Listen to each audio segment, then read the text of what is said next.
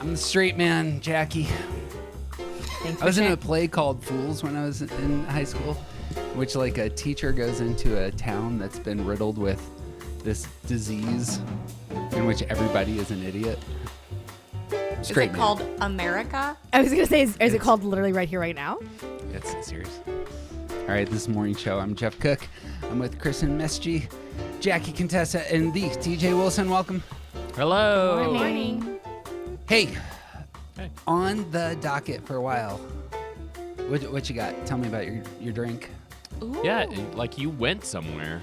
I had breakfast with an old friend this morning, and we sat across from one another, a 2 and a 3, and started pitching unsolicited business and life and relationship advice to one another. It was wonderful. And I got a smoothie, tahini, banana, dates, milk.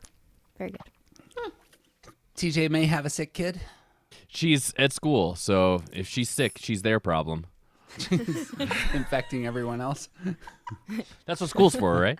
It's just one big petri dish. Speaking of that, yesterday at the high school, a water main up the road got busted by a contractor, and the high school and the middle school had to be evacuated because they had no water, and apparently the toilet situation was getting out of hand. Mm-hmm.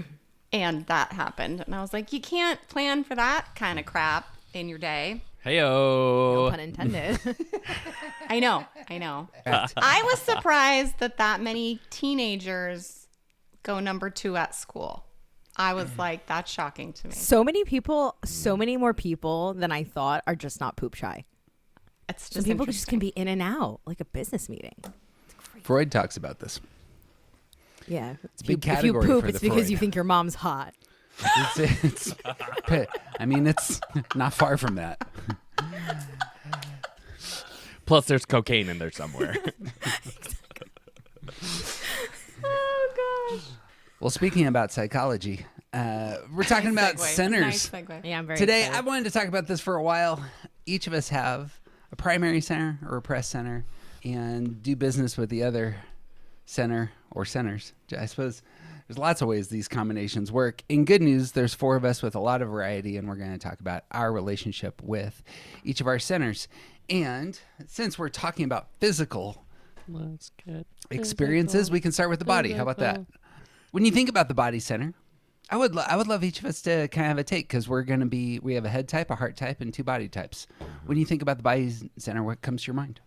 Okay, I want to ask Jackie a question that's going to completely throw her off, but is directly related to this. Off mic, you were mentioning that when shoulders are bared, somehow people feel that is permission for them to touch your arms and look at your tattoos. Mm-hmm. Tell me about why that's wrong. Okay.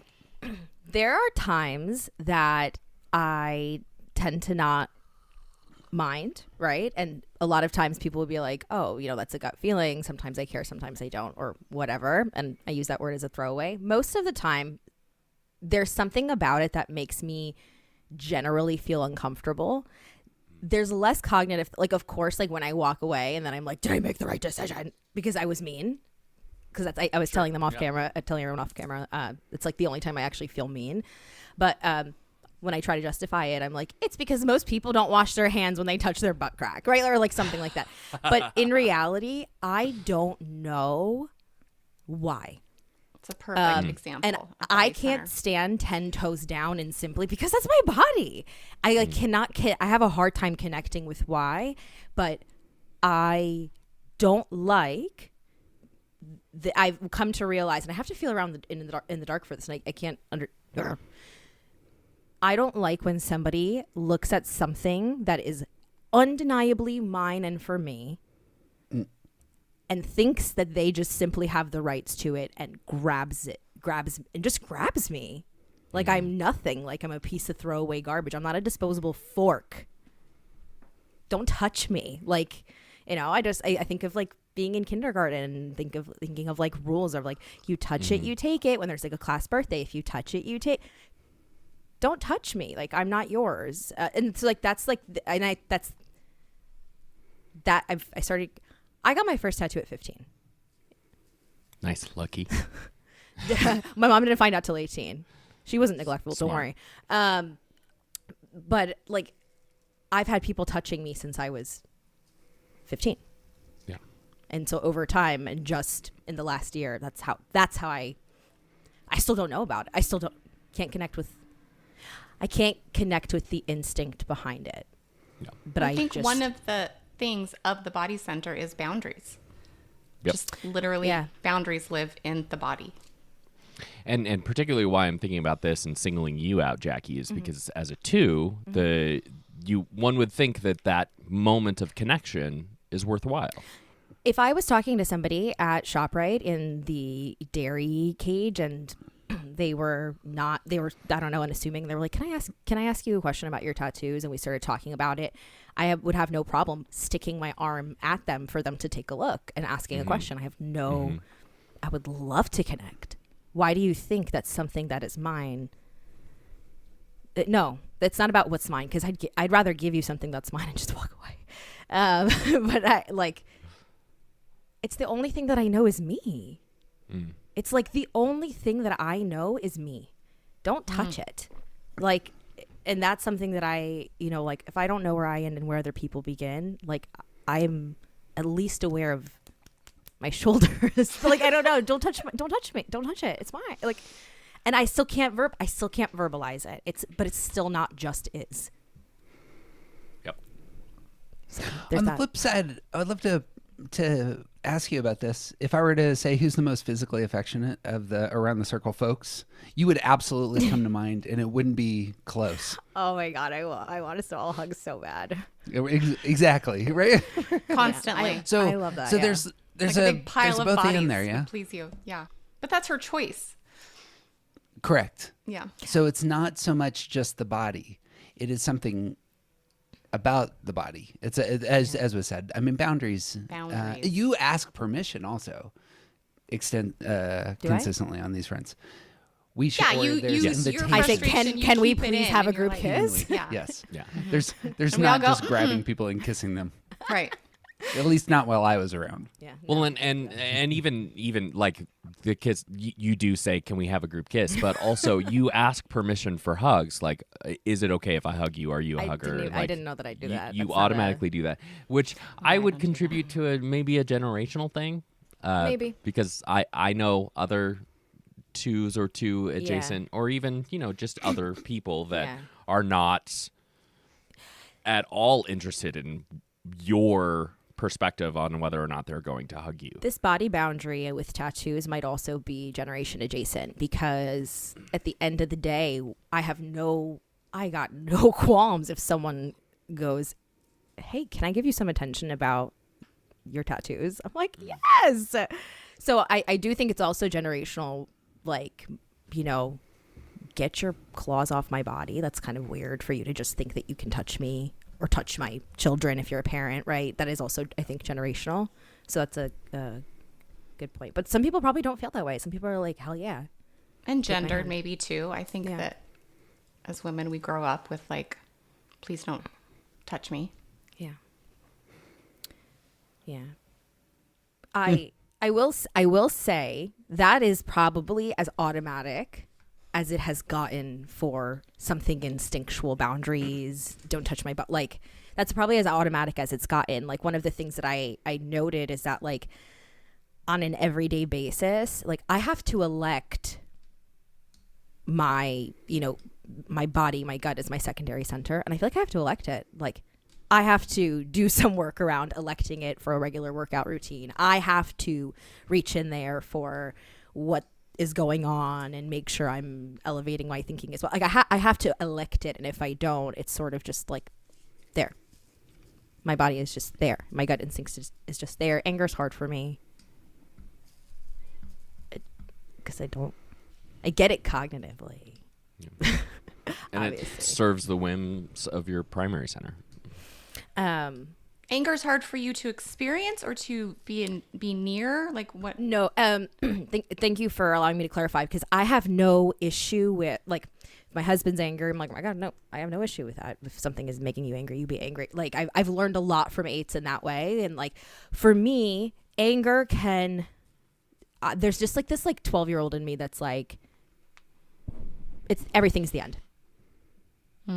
Anger, like anger is the end of and anger is conflict. Yeah, and not like I'm not afraid of going back and forth with somebody, or so it's hard to, as far as it threatens a connection or something I really love, someone I really love, like I don't, like that can be hard, but even like going on that momentum can also, like I have to elect it. It's active work, and I don't often, feeling it's just easier. So that's how I am with both my gut and my body. Like those things have to really be elected, but they're not unavailable. They're a lot closer than I think that they are, you know?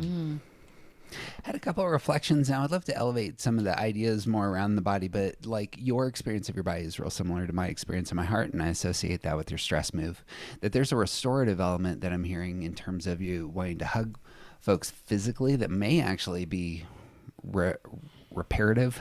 That might be like a high side of your physicality, but there's also the anger is a hard emotion for me. The sadness, shame is a hard emotion for me. I associate that with my stress move, and that's what I'm hearing there. I will say, like when I talk to clients, especially who are in the gut center, and I ask them, I'm like, where in your body? And they like literally point to, like, let's say the female, like Sure. the womb area, right? They point there. For me, when I feel it, what I'd call a gut instinct, I literally I feel it in my heart muscle, and it feels like, it always sounds sort of like like it is speaking to me, not this thing telling me or giving me an insight as to what to do. It's not an all-knowing thing. I don't know how to explain it, but it's always talking to me like as a person, and it's always like, it's like in my heart muscle, and I'm like, why do we feel it in different places? So like it's interesting because does it tell you to do something? no, not always. Like not always. I just like my I just know is felt up here. Like you know what I mean? And it's not always, but it's felt up here. But it speaks to me about who I So am with the other identity person. knowing as opposed to doing knowing, maybe. Yeah, I think, and I think doing knowing has to be, it's not like an automatic, it's not where I automatically know. I have to reach around in my bag of tricks for that. Yeah. Yeah. Yeah. That's cool. But like who I am would be up here, I would think. If we're yeah. Okay, that's cool. TJ, you're a body type. What's your thoughts on bodies? Who needs them? So yeah, that is, I think, an important preface is that I am a body type with a chronic pain disease. So I have a asterisk with my all of my body type stuff, but there is Also, your repressed center. yes. So as a 9, it's my primary center. I take in everything. All of the information is coming to me through my body, and I don't engage from that place. I shift, and the activation of my body is unproductive. So I love the word ineffable because it's so perfect here. There's an ineffable sense of knowing that has to do with our existence in reality. That, like you were just talking about, like the gut sense or the like the knowing who you are kind of stuff, like knowing a decision. There is something about us existing in these bodies, and I am highly aware of that sense of knowing without being able to give any more information than that. So, like it is an inexpressible knowledge of being in the real world. And so like I can sometimes describe it as an energy. Like I can walk into a space and feel an energy about how that space is. I can feel energy off of other people, and like I feel like I have a pretty good intuitive sense of whether or not someone is lying to me and whether or not a person is trustworthy. And they're, for the most part, obviously very not perfect, but there's a real sense of knowing that comes from having the body as a primary center. And it's so closely tied to how we interact with the physical world and all of that. I think you're making an incredible point here that even if we have physical limitations, it's still a gut instinct, right? Mm-hmm. Like the body center is rooted in the gut, not in our limbs. Right. And I think that is something beautiful, right? Where whether somebody is rolled, wheeled, crawls, or runs into a room, if they, let's say, are a type 9, that gut instinct is still there. And I did want to ask you, and you can choose to not respond because I know I'm asking you on the fly here, but do you feel that there are impacts to gut knowing when there are physical limitations, like if you have a bad day, if you're flaring up, right? Absolutely, because the mixed messages make the information untrustworthy. Mm-hmm. You know, can you say more? And a lifetime of being able to do something that I'm now no longer able to do, it shifts my perspective on my identity. Yeah, and that is also, like, I have a chronic pain disease, but also all of our bodies are deteriorating over time. So this is happening to all of us, and thinking about watching older generations go through some of these experiences of not being able to do something they used to be able to do is like if you don't understand that gut center, then watching a lot of this is going to be a lot harder to have compassion for people who get mad about the fact that they can't hear anymore, or right. that they can't drive anymore, or like all of these things. There's so much that comes from that, and it's not just about the doing, it's about the sense of who you are in the physical form that you exist in. Autonomy is what Yeah. I'm hearing. Yeah. Yeah. Autonomy, boundaries, control, all that. Kristin, Hi. what you think about the body? When you come, is there anything that we're missing in terms of the ideas here? Anything you connect with and don't connect with? No, it is all good. I'm just thinking of, like, as a 6, I personally have very strong connection to my body center in terms of who I am, what I think, my boundaries, etc. It gets overridden all of the time by I would say, my heart and head. So there's a real disconnect with who I know I am, my intuitive impulses, and what I should do and not put at risk, and what rules I should follow. So it's a very churny relationship.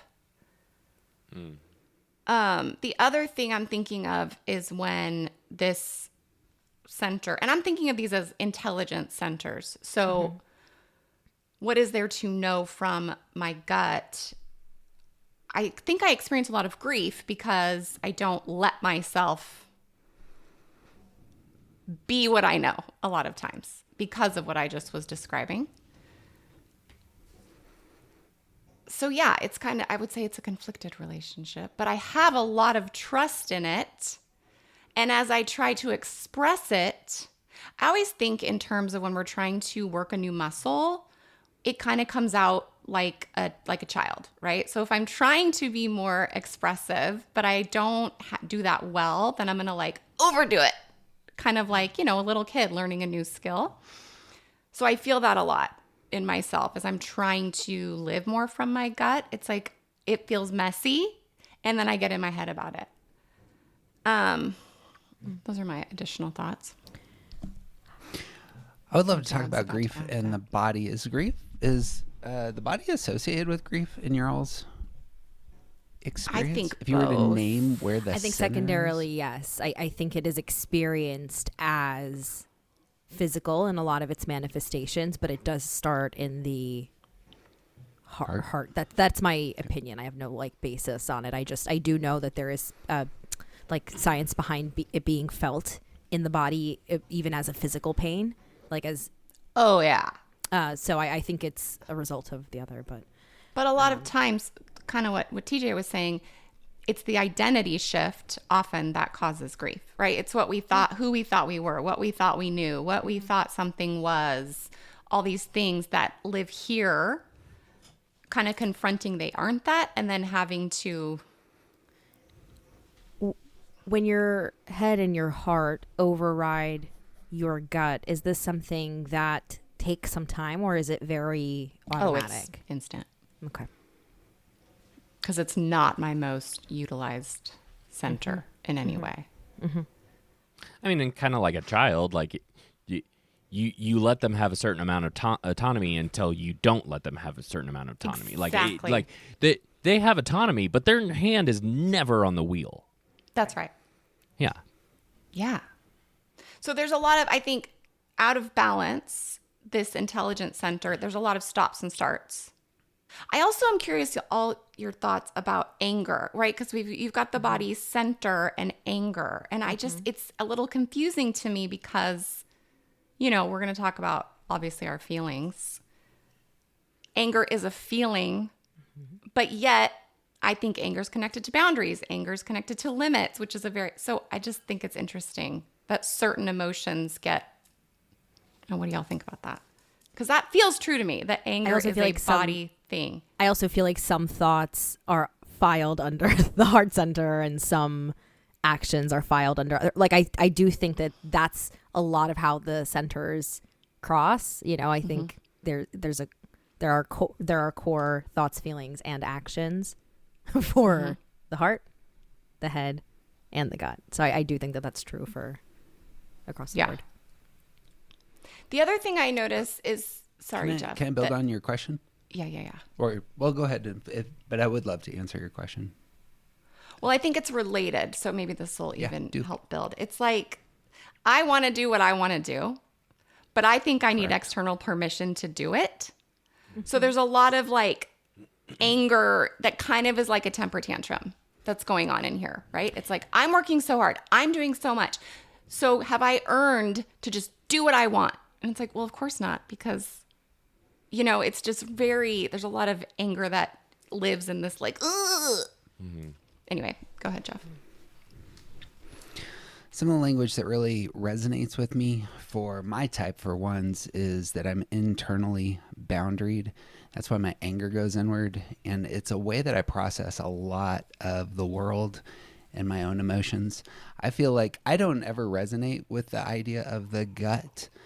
My full body I'm very aware of my full body. And I'm very aware of what might be like just primal urges. I've talked about violence in the past, sexual desire in the past. I'm just escaping those. Survival. Primal. I'm not interested in survival. I'm a risk. Well, but I mean like food. Not interested in acquiring assets or like food in terms of like hunger, maybe. Yeah, that's what I mean. Like you eat to survive. Yeah. Yeah, like there's a lot of people in the world who eat because their relationship to food is different than survival. Yeah. I've started to notice the complexities of the emotions that I experience, how often I convert them into internally boundaried anger because I can control it. Because if I'm experiencing emotion, I can push it into myself, and then it's mine, and then I can do business with it through fury, and I can control it, move it into spaces that are controllable. So the common word from my friends on this podcast and on the channel is that I need to do more business with my emotional life in a feeling way. And that is giving up that element of the body. Cosign. My ability to control the range of emotions that I may feel, all of a sudden it gets very uncomfortable for me. And so that's, I suppose, when I think about anger, for me, that's how it goes. It can get expressed outwardly. I'm angry at the fact that this thing out in the world is unjust and needs repaired. But it starts with me, as I've kind of said before, and that's a helpful way. I'm fascinated by the discussion about the anger as a motivator, as a anger is an action feeling. Grief isn't. And we talk about this specifically with 8s, but I think it's true for everyone that like the experience of anger can be the type of we experience anger and it usually moves us to do something. And oftentimes I think unconsciously for all of us to some degree, there's a level of experiencing certain emotions, perhaps all of them, as anger first, because then you can do something about it. Mm-hmm. And like we said, control. There's an ability to move with anger that a lot of other emotions, particularly the more negative ones, you have to sit in it to do any business with it. And anger says, okay, I'll take you where you need to go. Yeah, it's immediate on that front. And Business there's isn't necessarily what it's doing.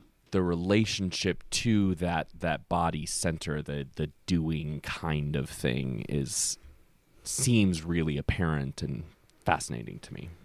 I will say that I can tell the difference between primary anger, which is like a boundaries thing, and what I would call secondary anger, which lives literally higher in my chest and it covers fear. Like I am very clear on those very different experiences of anger.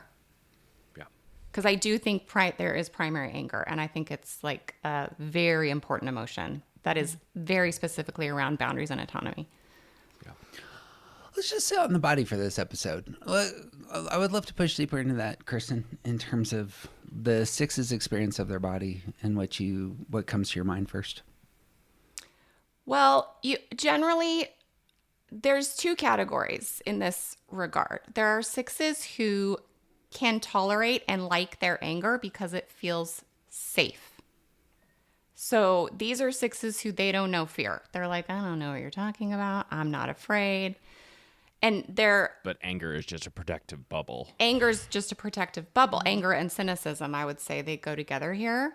And they're like a distancing tool between them, and is it the case, that like it distances them from fear the same way anxiety might distance like other 6s from fear? Maybe. Let me finish my maybe. Their own personal weakness and fear is projected out. So these are 6s who, we're just fighting people all day long. So it's this like, I don't know anyone like that. Anywho, there's a real comfort in fear, but I would say it's this fear up here, anger covering fear, as opposed to being connected to and available to know when anger hits and it's a boundary. That's just very, very different. And then there are 6s who are terrified of their own anger and other people's anger. So their own aggression is what gets projected out. So Jackie, this would be where I think it's the more classically phobic presentation, where they're like, no anger here, I can't take anger. And so, yeah, they're just much more awareness of fear. And no awareness of anger. But of course, the anger's there. And that can be very confusing for themselves and for other people, because they will be expressing anger, but it's a blind spot because it's been projected out. Whereas for me, my own weakness and like humanity and limits, like that's the stuff and like how scared I actually am. Super fun work to do. I would much rather, I think back to like 20-something Kristin who had no fear, and like I miss her. I mean, it was chaotic and a disaster, but man, she felt a lot sturdier in her life. But was she? No, God. No, I am quite a bit sturdier now, genuinely, but it's to contact the fear has been not a good time. I like that we're starting in what appears to me to be kind of the negative side of the body. We'll pivot to the positives for physicality here on the backside. TJ, anything else to say about your own relationship with anger? Which you talked about the relationship with your body, but let's talk about that. I think nines are a great example of this, and I'll stand as the poster child for it. The taking, like, being primary, but also repress with that center, with that emotion. Like, it means that, like, we're afraid of anger. We have perhaps experienced anger in a way that says all anger leads to conflict, and that includes mine and that includes yours, and we don't develop a good relationship with anger. So over the course of my life, like, I saw my dad get angry and be like, have a really, really unhealthy relationship to his anger. And I made a childhood vow that I would never be like that, which basically guaranteed that I would be exactly like that. And yeah, who knows if that's like a childhood vow thing or if it's just the fact that both my dad and I are nines. Yeah. So it's So he was an outwardly angry 9. That's what I hear you saying. He burst. He threw chairs across the room. But the anger was not at all apparent except for those bursts. And that's true for me as well. It's I accept that because of that, I became hyper aware of the anger and just worked really, really hard to not ever let it become real. I became so aware of anger that I don't have a healthy perspective on what is good anger and bad anger. That thing that you described, where it's like primal anger in the body and secondary anger, like, those are the same thing to me, because I don't have a balance in how I experience anger in my body. That my body is unbalanced. My centers are unbalanced, and my relationship to anger is unbalanced because of it. And I think that's many, many, many nines go to sleep to their anger. I sleep one eye open to my anger. And I think it's like being centered in that body, like that anger is a body emotion. Nines have this weird backwards relationship to their anger because we have a weird backwards relationship to our bodies. Well, and this idea, I don't matter here, that's an anger, that's a body center issue. Yep. That is a question that lives in the body. And to assert myself would be counterintuitive to the message that my presence matters. Therefore, I just do away with my anger. Because if that came with, as it would, I matter comes with a measure of anger. Without trust, you can do that well. It's like, well, I'll just much easier to not. Yep. Yeah. We're going to talk about this in a few days in a different podcast, but I'm real interested in the idea that 3, 6s, and 9s detach from their center, that's actually what's taking place in their repression, because they are attachment types and they have a relationship with their center. And just as they detach from relationships that aren't giving them what they want, they likewise detach from their center when it's not giving them what they want. I feel like that is a different way of characterizing falling asleep to your anger, because it's so much easier for the 9 to just slip into their head, which is a space you can control and is comfortable, and there's no chaos outside of. And you can take out the anger and look at it and say, what is this anger actually about?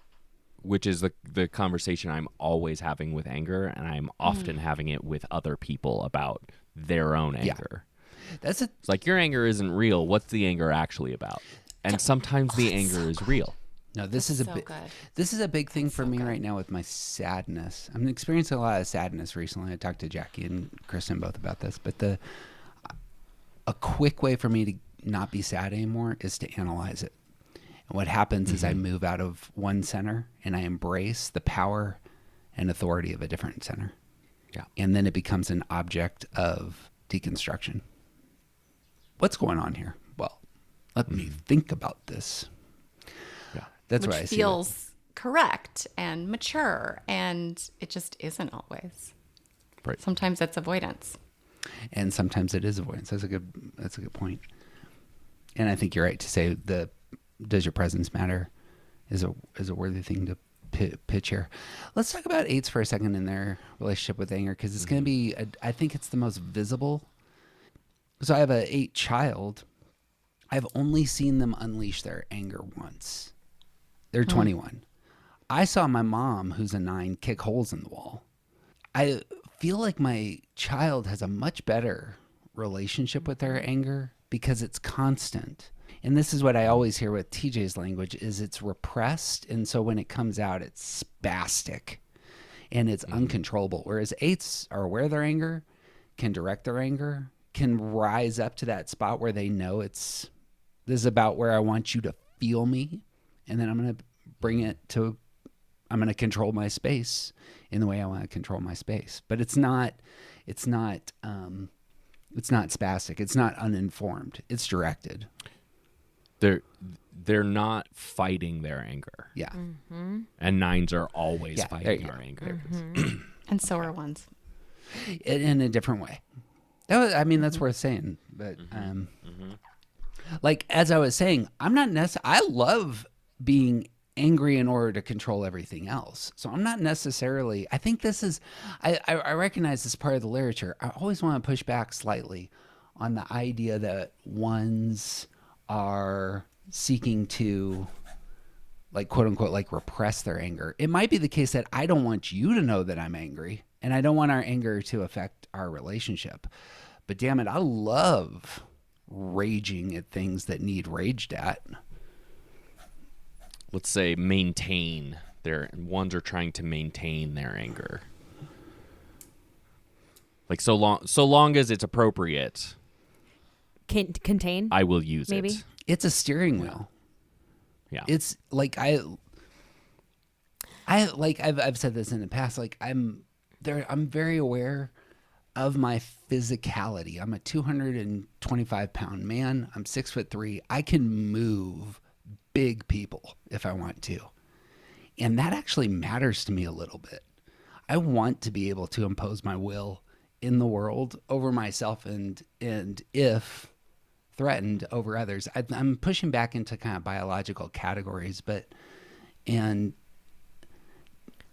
again, my sense of self kind of revolves around that in the way that I would imagine like some people want to feel beautiful or some people want to feel really intelligent. I want to be able to move people.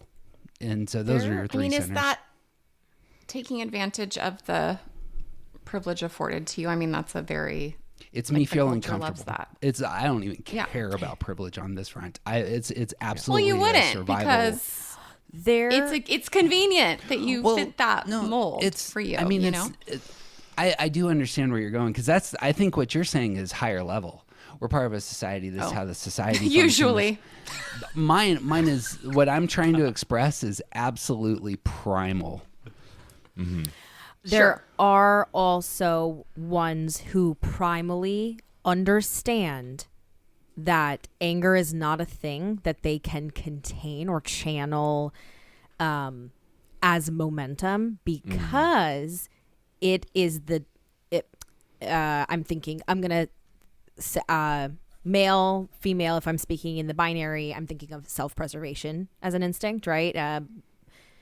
Where unleashing that anger, making contact with it, and not turning it into something less threatening. Yes. Like, it's the doorway to all the other feelings, and all of the other feelings feel like a lack of control.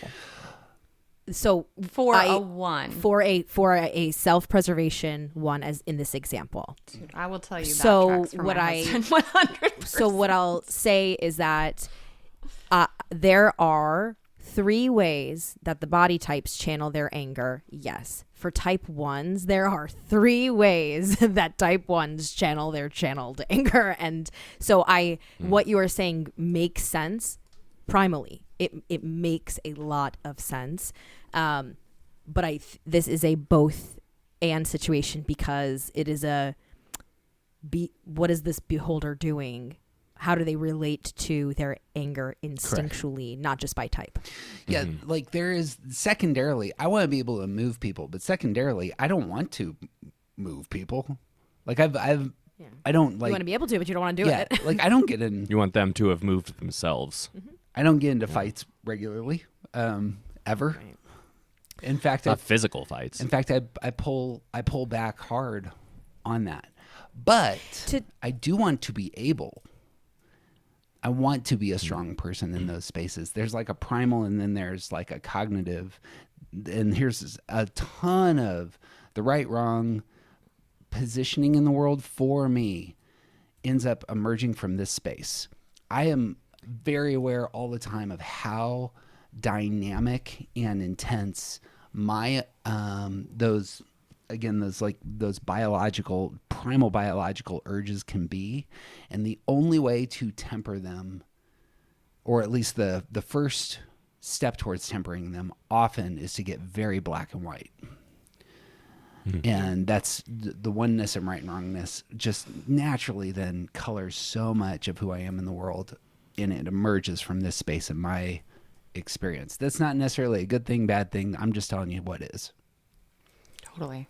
Going back to 8 really Please. quick, if there's a distinction, I think what helps us is the distinction between what we think is anger, which we'll classify as rage, right? This like insanely explosive expression that, like, you know, the thing that 9s swear to God they're not gonna be and not gonna do, and then they keep it so tight that when it comes out sideways, it's like rage, right? Yep.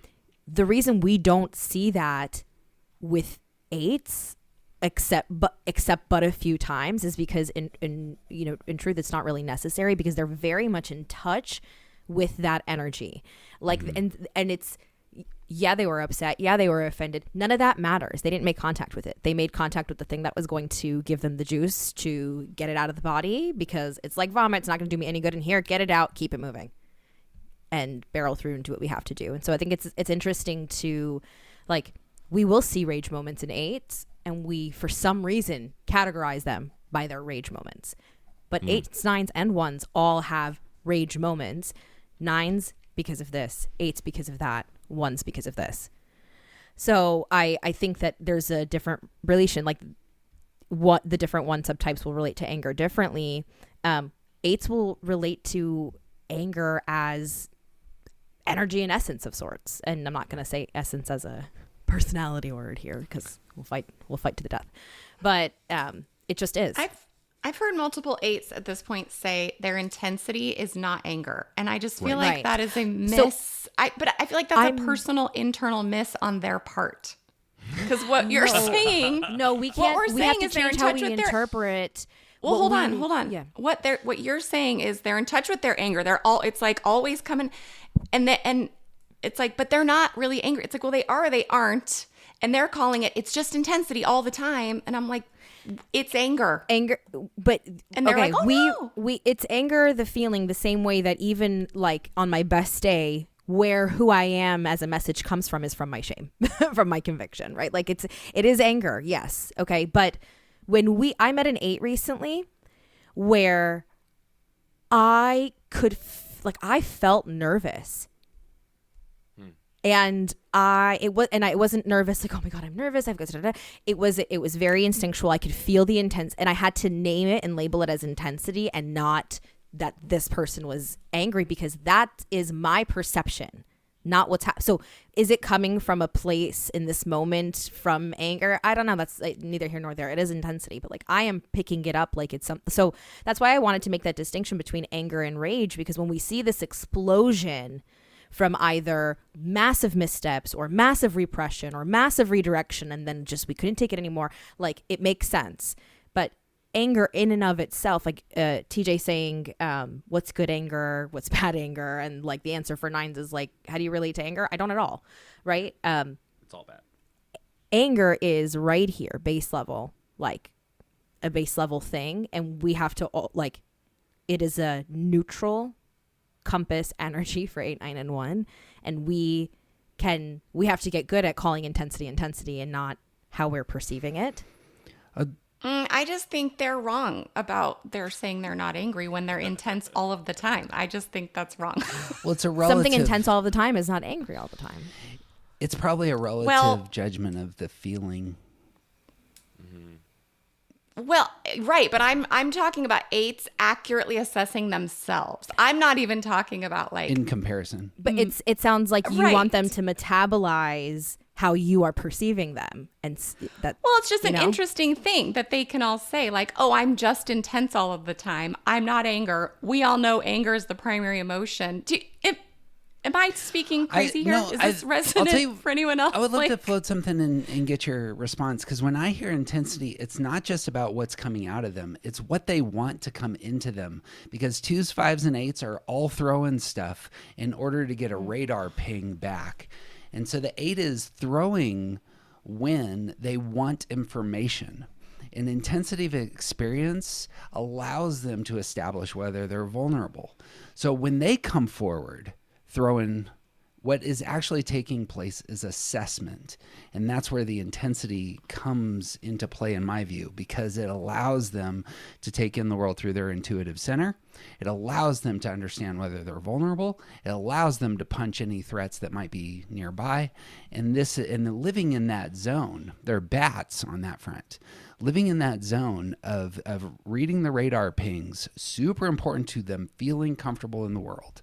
And that's how the anger comes across to the rest of us. Now, Kristin, you don't navigate that way.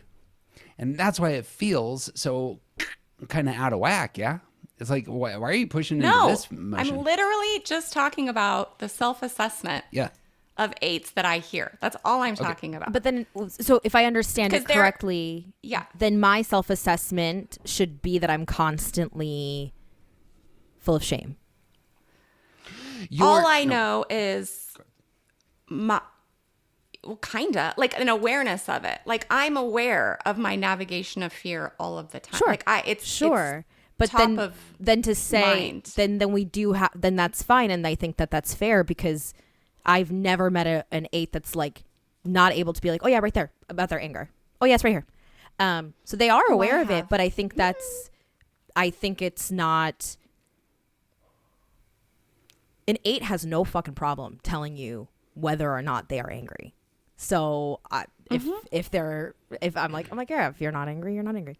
Like that. I'm just questioning 8 self-assessment. That's all I'm saying. Because I've just talked to many, and they're just like, I'm just intense, and I just throw it out, and then I kind of don't even notice if it has an impact on someone or whatever, and I'm just like, okay, doesn't seem. They're not great at self-assessment. I mean, that's part of the deal. Also they're primary in that space, in this particular person or people. Their primary is not feeling vulnerable, and that's what's coming out in the language there of your feelings matter, but they are secondary, and they will probably always be secondary. Yeah. Mm-hmm. I think that we're directly talking about levels of health as well. And even more than that, I think that we're getting onto one of my personal theories, which is that 4s, 6s, and 8s don't reject their underlying feeling in the same way that all the rest of us do. And by that I mean, like, 4s, all of the 4s I have spoken to are like, why would I run from shame? Shame is part of what made me. Like, this isn't a thing that I need to correct. 6s, like, fear is what keeps us alive. Why wouldn't you want fear? And 8s, like, their sense of their anger it's embedded in them in a way that's like telling them not to be angry is like telling them not to breathe. Like, they're not paying attention to it all the time necessarily, and when they are, it's like, yeah, that's a thing that I'm doing, and that's okay. Like, that's how I live. I think that intensity comes from that anger to call their intensity anger would be to draw attention to it in a way, because most 8s have been told that they're too intense. But hearing that they're too angry is like, no, that's insane, because they're not too angry. The anger is the undergirding, like it's the structure upon which their intensity is built. And that they don't care about that, because it's the structure on which their entire being is built. Like it's just not a thing that they feel needs to be corrected. Their intensity, they've been told, needs to be corrected for their entire lives, directly and indirectly. Just like 6s are told, well, just don't worry about that. Right. Yeah. Okay. Yeah. You'll notice with 4s, 6s, and 8s, all of them are the ones who are criticized for being too much. And that's part of this. The lineup is this is their coping style. So 4s, 6s, and 8s, all when solving problems, shut down thinking, push their emotions all in with action. And that's how they solve problems. Very common, very understandable. And that's why they can come across as too much, especially the people that love them a lot, because they see them in problem solving mode. So I understand, because that's how it's clicking for me. 4, 6, and 8 reject the idea that you have to run from, I guess, the momentum or energy of your core. Yeah. Okay. Mm-hmm. There's a problem that needs to be addressed. No, it's a problem solving tool. Mm-hmm. The fear is a tool for solving the problem. The shame is a tool for solving the problem. The anger is the tool for solving the problem. Is what I would at some levels. Yeah. Yes. Because I really good. I see the skepticism. My mind.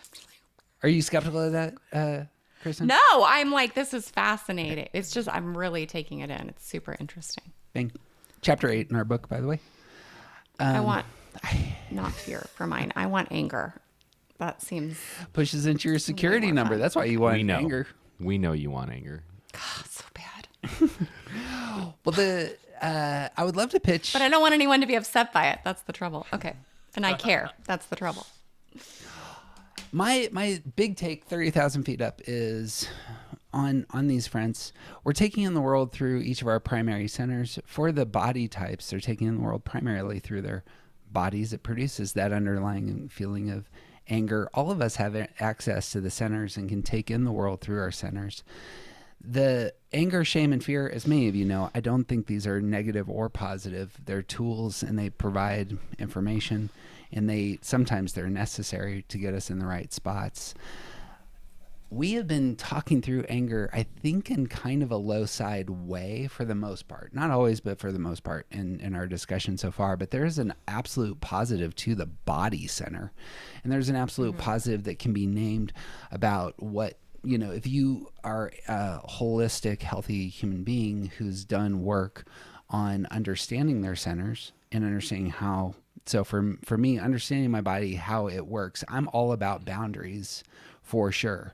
But there are places where I drop my boundaries and it allows me to connect a little bit more. In fact, this can be one of those places I'm commonly encouraged to get into, like more quote unquote like 7 space, and to be a little bit less boundaried. So a real clean, easy example of this, actually, I've been thinking about this a bunch recently. All of us went to a conference. I got to sit next to Jackie for part of it. Jackie and I have a good relationship. Friendly relationship, intimate relationship in terms of the conversation topics that we hit at times. And I would turn to her and gossip. And when I did, I would intentionally push into her shoulder with my shoulder, because I wanted her to feel my presence. That I'm not just saying here's a gossipy word, but I wanted her to feel some connection. Now that wasn't asked for at a time, so sorry about that, because I realized to start out our conversation that you manipulative jerk. But I like if I actually give affection, I want people, like, I'm so sensitive about my body and interactions. Like if I authentically give somebody a hug, it really matters to me. It may be real common for other people to give physical affection. It's very difficult for me to give physical affection, but getting into those spaces is how I interpret like a higher side engagement of my body in a way that creates other connections, especially in the heart center. But I'm floating that as just kind of an experience. I don't really have a conclusion. y'all have thoughts on bodies on the high side? I think that we have been talking about the high side to some degree. Boundaries, instinctual knowing. I work with so if we think of people who cannot contact their own anger, but they want to get in touch with their instincts. I always say, no, you don't, because your instincts are in your body. And so are your boundaries. And so is your anger. So you actually have to make peace with things that might scare you, but that's where they live. Like me knowing what has crossed over my boundaries energetically, physically, whatever, is super important. But it can be read negatively to people for all the reasons we don't actually necessarily want other people to have boundaries. I have a clarifying question for you on that. Because I suppose I continue to think that's much more survival, much more animalistic. Like those sort of boundaries are kind of primal. When I think of sixes in their bodies, what I think of is you are intentionally doing the work to get into your body in a very relaxing way. You're moving into that 9 space. And so like I don't know what this looks like for you, but like, I don't know if you get athletic or if you like prefer like hot tubs or something like that. Like the physical experience that's enjoyable is more what I think of with sixes getting into their body, where it's like, I'm going to be relaxed in this time. You know what I mean there? No, that's I was interviewing a a 6 who got real sick on a boat. She was on a cruise. Couldn't get past her sickness. Seriously. Stupid boats. Goes back to her cabin, puts on a bath, has candles, gets into that space.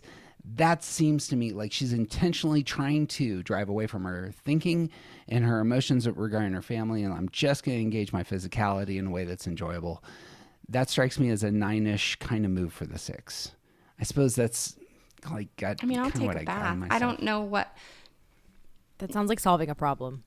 Let's get into your body on a high side. Yeah. I don't understand the high side, low side. I don't think me being aware of my back and all that. I think there is a lot of survival in the gut center. I think that actually is part of it. Does it go beyond that though? That's more what I'm asking. Well, so when I get into my body, okay, so like I work out a lot. That makes me feel really good. It makes me feel strong. That's happy for me. But when I get into my body to feel better, it's like I'm meditating. Like I'm leaving all of this and I'm getting present. Yeah.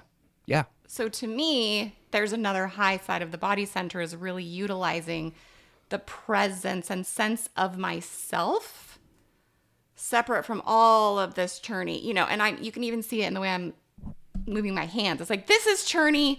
This can be very settled.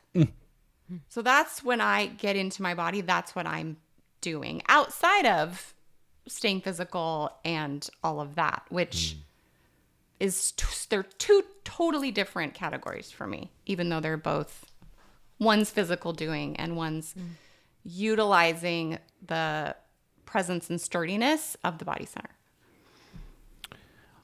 I am curious because it sounds a little bit like that, like the meditation kind of aspect of getting into your body is more about bringing your head center into balance than it is about like utilizing the tools of the body center, but still in a secondary way.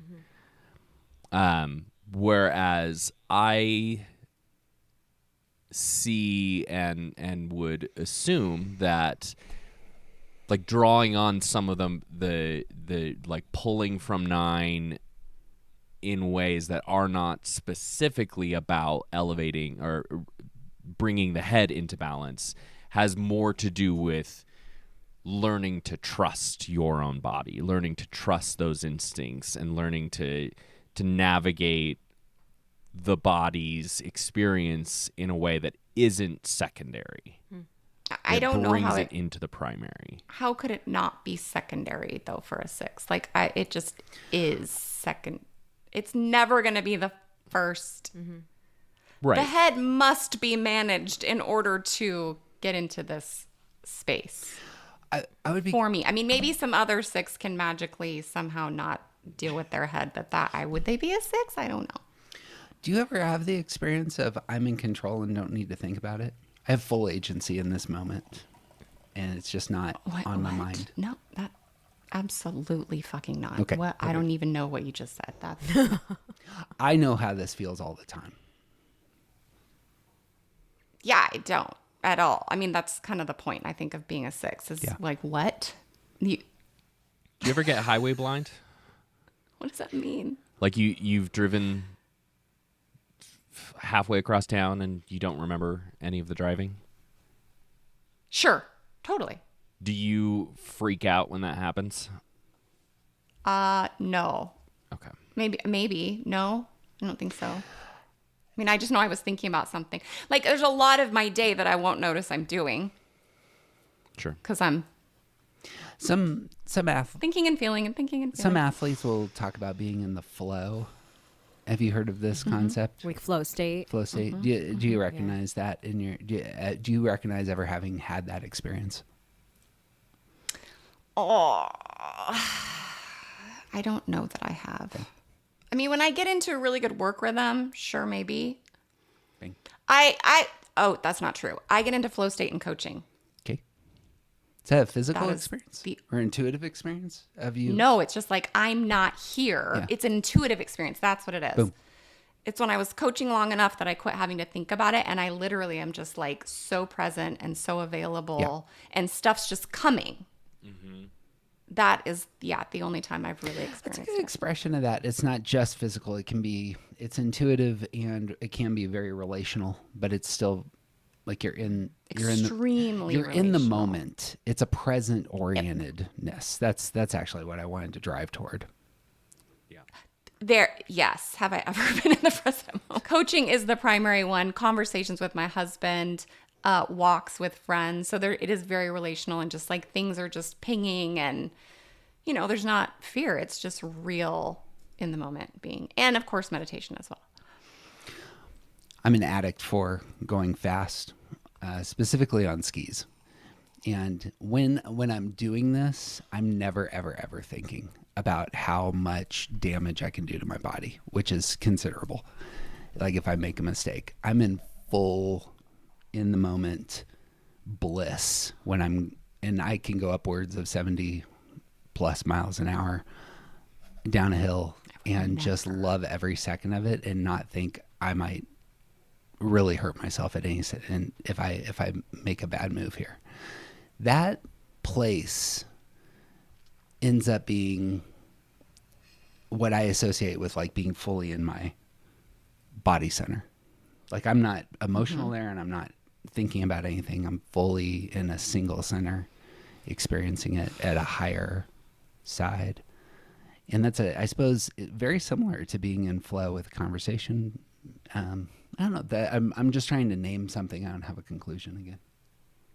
Well, I like this present. I like being present. I do think that's a body center thing. And what's that like for each of us? Yeah. So Jackie, I'm here like I'm like, okay, does it take balance of all of the center? And I'm like, no, like that's his center, it's his body. And then I go, when I am having a hard time getting into being present, so to say, right?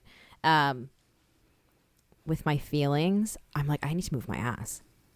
Like, so I feel like my body as a 2 off in some ways. I choose to like do a long walk, but like moving my body in some way helps me set things right with my primary center, because more often than not, I'll just lean heavily on my heart and my feeling, and then all hell breaks loose, and then there's no productive thinking.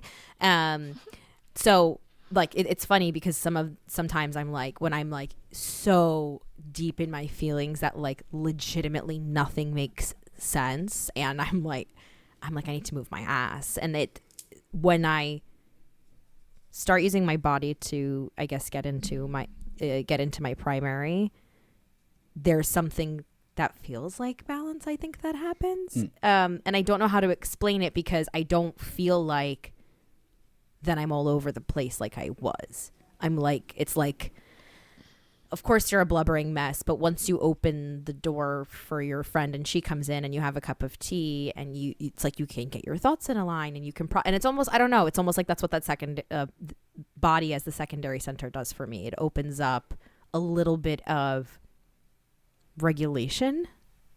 I don't want to use such an emotional word, but like regulation in like my primary center where it doesn't feel like I'm just chasing my tail. In my feelings. It's again about control. Regulation is a great word for control and agency. Autonomy. Yes, I think that's a great way to say it, is like I am like there are times where I'm like I need to think about this, but more often than not my first thought is like I need to get some control over what I'm feeling. Yeah. And I'm like I need to move my ass. So I think that's and that's instinctive. I'm not like, what is control? Where is it found? In the body. I should move. Like, I'm not doing a math problem. There's something in me that's like, oh, you're sad. Put on Taylor Swift and move your legs now. The move your legs. Good instinct. This is where I think the secondary kind of comes in, and sometimes it's just how it works. Like when I hear put on Taylor Swift, that's actually engaging your heart and doing some introspective. I want to allow the emotions to hit my insides, but I'm going to do it while I'm moving. Because I have that experience as well. I'm very, like, I really relate to that. You love Taylor. I put on You're some Swiftie. Counting Crows, and I go for a walk, and I say to myself, I'm going to try to do what my friends say and feel all the feelings right now, and I'm going to hate it and tell them how terrible they are as human beings, and I never want to speak to them again when I get on the podcast. Permission granted to hate it. Little colorblind, walking down the street, just crying. Raining in Baltimore, baby. So good. All right, Okay, so TJ, what's present? Wait, No, TJ, good. what's presents for you? Like, do you just feel present all the time? Okay, so this is actually I may not answer this question with this thought line of thinking, but this particularly Jackie's comments about that presence, like thinking about the body as a secondary center. There's a sense of like when you don't know what you feel, you have to move your body to get those things in order.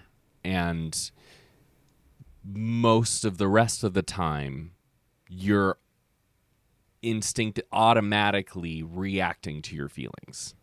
Like that's how we talk about like the repressed center. It's like twos are primarily experiencing the heart center, and the body is a secondary center, means that you have feelings, and then you react to them.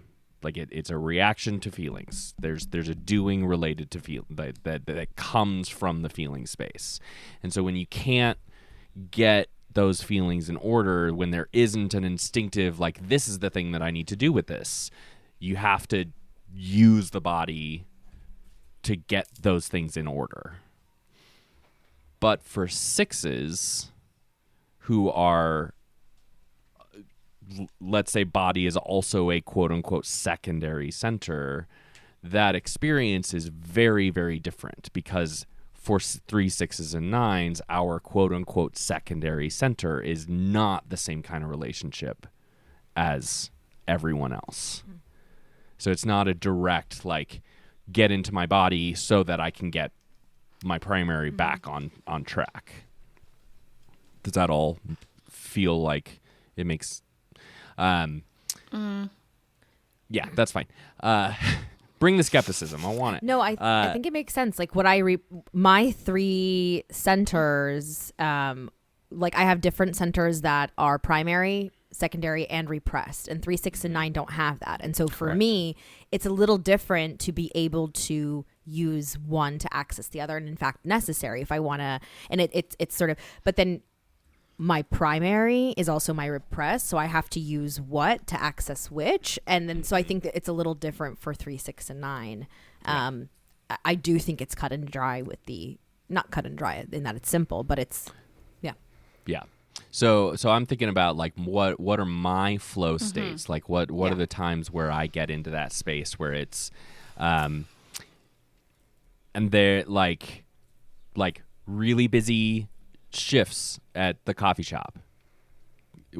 But particularly when there's also other people around me who we have a good physical energy together, and like the people that we're interacting when everything is shalom, I enter into a flow state, and like in the coffee shop that doesn't happen when it's slow.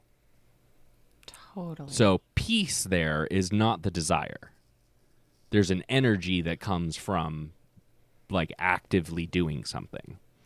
I also think in particular about when I teach, when I get up in front of a crowd and speak, be it sermons or weekends of seminars or whatever, I have a visceral, physical, like I get sick for 2 weeks beforehand because I feel like I'm gonna die. I go through bottles and bottles of Pepto-Bismol, like.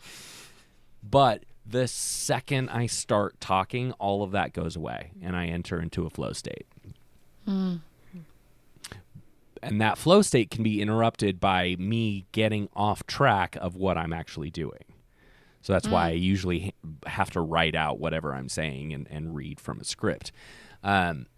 There's a sense of using my body, but not being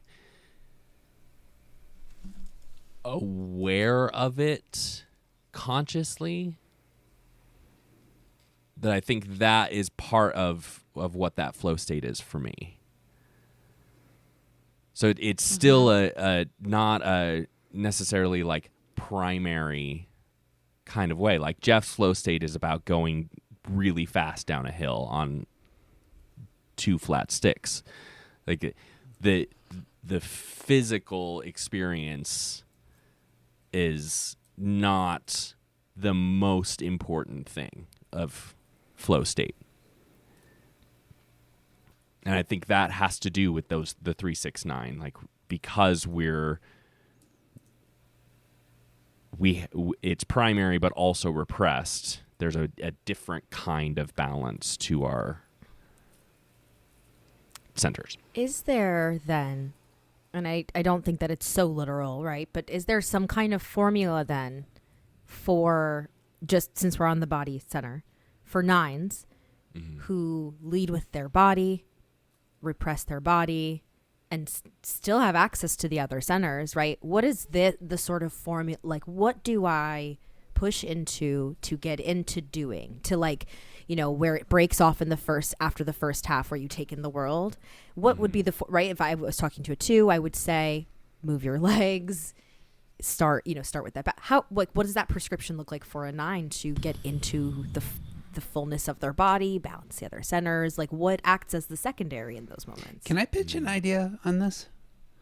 Sometimes oftentimes in my language, it's you need to get into your heart. You need to get into your head. You need to get into your body. Another way to do this is just to shut down your other 2 centers and say, I'm not feeling or thinking right now. And therefore, this is the only other center available to you. So how do we know then? How does the 9 then know what is productive doing without the balance? The intention is a big part of it.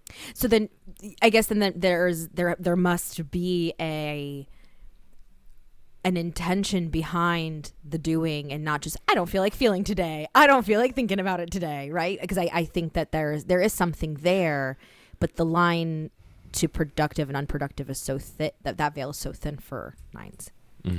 Yeah. What do you guys think? We talked a lot about we have talked a lot about habits, and I think like doing yoga every day, there's 1,000 ways that I can very reasonably convince myself that right now, right this second, is not the time for yoga, and I have to shut down the thinking and the feeling and just do it in order to build the habit where I don't try to convince myself not to anymore. By the way, this is the recommendation commonly stated to 8s, 3s, and 1s about doing. So just in case, like, this isn't picking on 9 saying get out of your heart and head. Like, commonly I hear people say you need to stop. When I stop, what ends up happening is it forces me into spaces of doing emotional work and thinking work because I can't do anything else. And so, like, similarly, go ahead.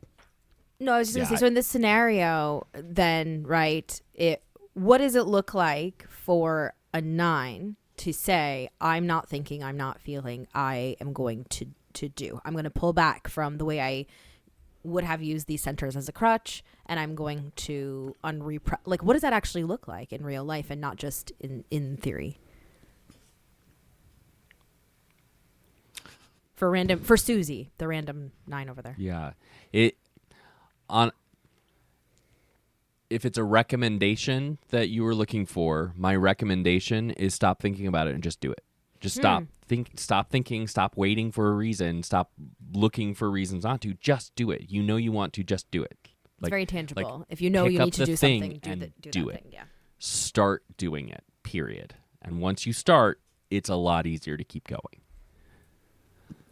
So maybe something like, using the case of Susie doing yoga, she would maybe set a timer the day before. Sure. Yeah. Like, you think about it the day before. And then when the alarm goes off, it is not the time to think about it or have a feeling about it. It's the time to go 5, 4, 3, 2. Yep. Stand 1. up, go. Yes. My mat's out. Yeah. But you would have to make the decision ahead of time. It can't be, I'm going to make myself do it now, because that will not work. Yep. It has to be, thinking, Yeah. I'm going to build a habit of doing yoga every morning. No, I'm not. No, you're not. That's only going to come from actually just doing it. It's easier Which has to be decided prior to the event. Yeah. Yep. I think for like 2s, 9s, 7s, mostly 9s and 7s, like, it's easier to do yourself into a new way of thinking than to think yourself into a new way of doing. Yeah. Not that I think that's you can good. do it. Yeah. I think, to Jeff, I do think it is really good. I think it's a sticky balance, and I think there has to be some, not red tape, right? Not limitations, not special instructions, but 3, 6, and 9 don't have it as cut and dry as it is for other types. So there has to be something to it. I think that we can. Yeah. So yeah, I think that's a good thought. It's a biohack. Your system is incredibly malleable.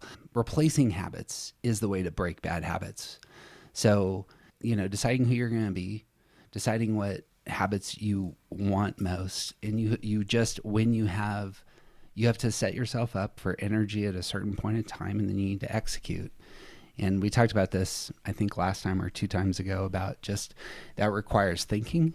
It requires doing, and it requires will and passion at some levels. And I don't know, that just at least pings for me in terms of these spaces. And thinking works the same way, like I assume it's the case that Kristin could speak extensively about this, but like sometimes your head goes to these similar spaces of thinking that just do zero value, and in fact thinking about such things are really doing damage to you. And so what are you replacing those with? I don't know what you're talking about. It, but that's not relatable to me at all. So yes, this is actually an intervention. Every thought I've ever had was productive. Thank you. Let's do this. This is a great example of good stuff on the bite. There's so much work to do here. I'm just constantly aware of the centers. I thought the centers were things to set aside for a long time when doing Enneagram work, and just recently I'm rediscovering, oh crap, this determines everything, doesn't it? Got last words on the body? That was great. Good job, everybody. It was good. I think, first of all, if you've got a body, use it if you can. I think to TJ's awesome credit, physical ability and gut instinct can, I think, work at 2 different levels. And if you are struggling with one, maybe the physicality of it, there are still some beautiful intuitive gifts of the instinctual gifts of the gut center that you can tap into and grow and unleash, no matter what your type is. So there are gifts of the body center, the gut center for all of us. There's an intelligence available Yeah.